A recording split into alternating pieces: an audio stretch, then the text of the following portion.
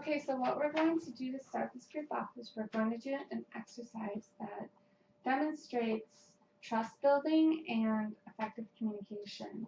But what we're going to start with is some questions that are going to help you start thinking about things. So, on a scale of 1 to 10, Bo, 10 being great and 1 being horrible, how would you rate your current communication skills? Probably around a 6. Okay, and why would you say that? Because I usually get across what I want to say, but I don't always necessarily say it or say it in the right way. Sure. But most of the time I get it. Okay, I understand. And Robert, what would you rate yours? 10. Why would you say 10? Because I communicate clearly and in a concise manner. Okay.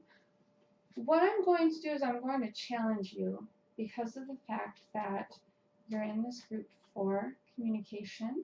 I want you to think, especially through today, about the different areas that you may need improvement on or you may be really strong at. And that's for both of you, okay? Okay. So what I'm going to ask now, Bo, is what do you feel your strong point is in communication? I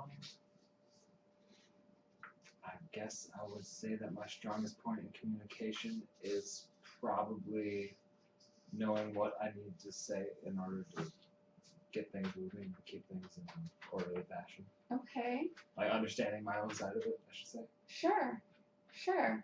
And Robert, what would you say your strong point would be in communication? Knowing how to effectively say what I want without fear. Okay. And that's really important because fear is, as we're going to learn, and you may or may not already know, one of the driving reasons that we tend to not communicate because there's that fear of rejection. So if you're getting past that, you're doing a good job. Now, what area do you feel needs the most improvement, Bo?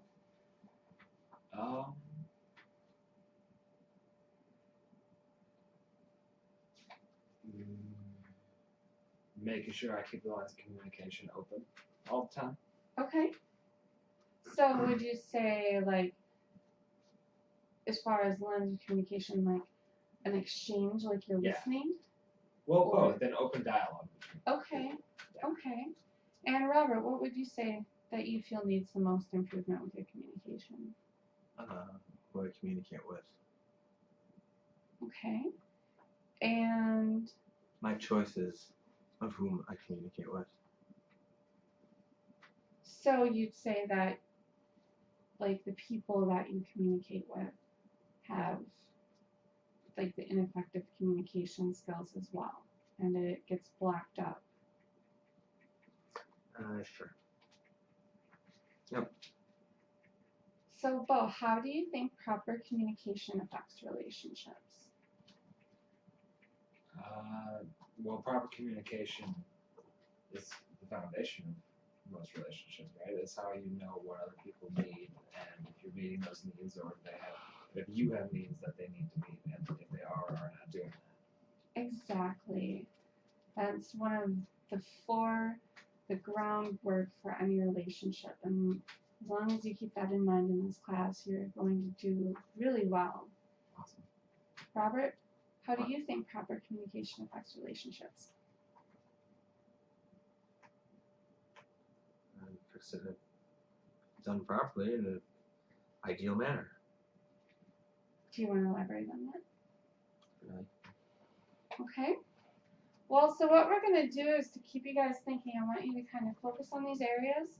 We're going to do an activity called the Blind Man Walk right now. And so how it is it's just going to be a basic obstacle course. Okay. One of you is going to be the blind man, and you're going to switch. Okay, blind man. We're going to get through.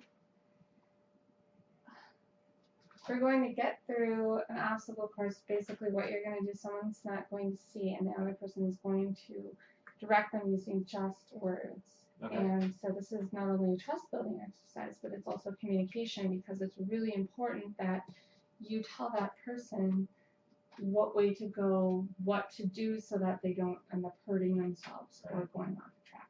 There's So potential to get hurt. there's potential to maybe be hurt a little bit. Okay. Okay, so what we're going to do is we're going to start over by the door. So both of you line up over by the door. And we are going to end sitting on this chair. Okay. What we're going to do is we are going to start here.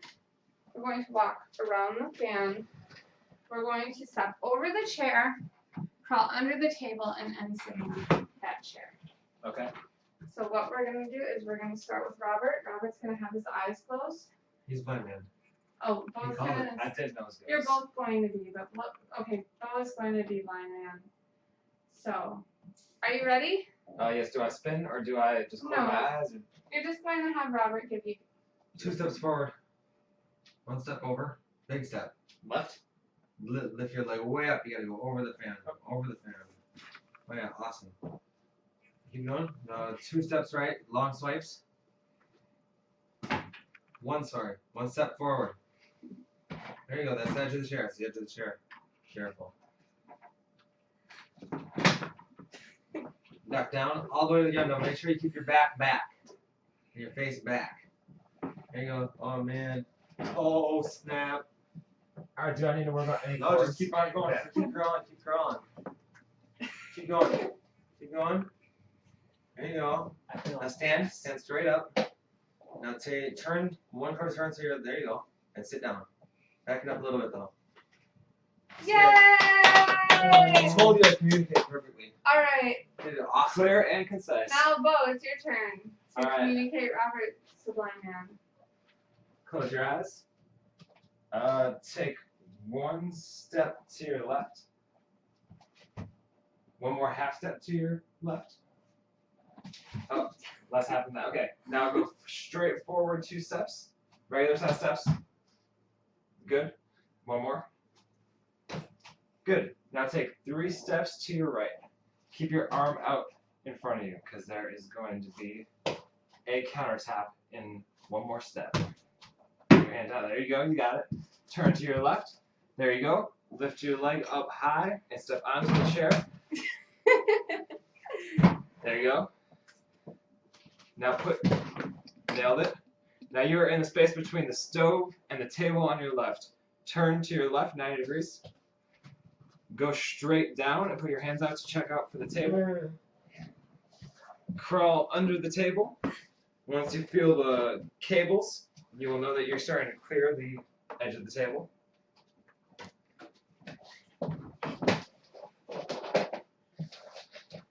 Good. Stand up. Turn. There you go. Sit straight back down. Yay! Okay. Hit my head. All right. No, we didn't. I hurt myself. So now we're going to close out this group by reflecting upon the activity that we just did. Okay. So, Bo, since you went first, how do you feel that you and your partner performed on this activity? When I was the one with the blind eyes. Yeah. With, Awesome. with you being blind and with Robert directing you. I would say somewhere close to flawless. He did a very good job of instructing me exactly what to study. How about you, Robert? He did a great job directing. I just kind of like to take control sometimes and do my own thing anyway. So, how about both of you can kind of just talk amongst each other.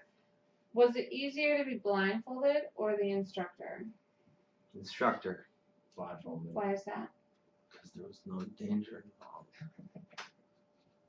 And blindfolded, why was that? Because it was easy. I just had to put my hands up. There was still no danger involved because I trusted my partner's instructions and clear communication. There you go. Smart. What do you feel was your personal strong point on this activity? Following instructions. And Robert? Communicating clearly and in a concise manner. There you go. Where do you feel that you needed the most improvement in this activity? Listening better. Instead of taking leaps of faith, so to speak. Okay. Communicating more clearly and concisely. Okay. Which you'll learn how to do in school. I will. I have 11 more weeks. So, how does this activity reflect the importance of communication in relationships? Would you like to field this one?